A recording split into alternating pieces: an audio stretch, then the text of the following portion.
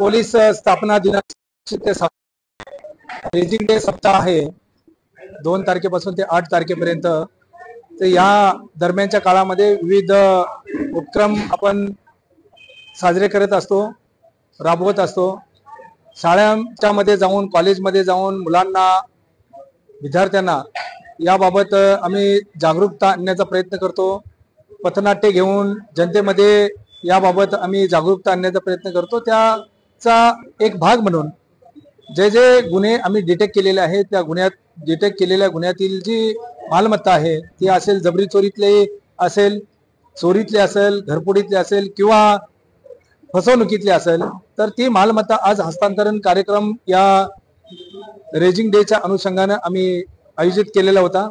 या ठिकाणी जवळजवळ 25 लाख पेक्षा जास्त आम्ही मालमत्ता हस्तांतरित केलेले आहे आज दहिसर पोलीस स्टेशनच्या मार्फतीनं सर्व जनतेनं।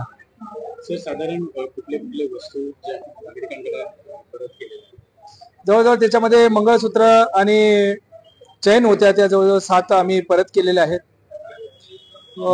12 मोटरसायकल दिलेले आहेत, 10 रिक्षा दिलेल्या आहेत, 10 लोकांना जवळजवळ 7.5 लाख रुपये आम्ही कॅशच्या माध्यमातून जे फसवणूक झालेले होते सायबरचे, ते मालमत्ता आम्ही परत केलेले आहे।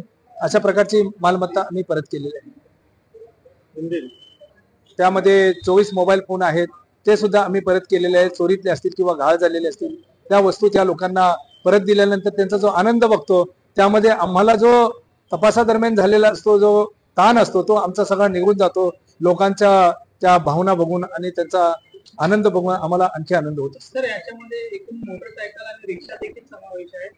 किती मोटरसायकल आहेत आणि ऑटो रिक्षा देखील आहेत? किती टोटल त्याच्यामध्ये रिकव्हरी झाली? जवळजवळ 22 या वाहनं आहेत, आम्ही ते परत केलेले आहेत। त्याच्यामध्ये ऑटो रिक्षा आणि मोटरसायकल आहेत।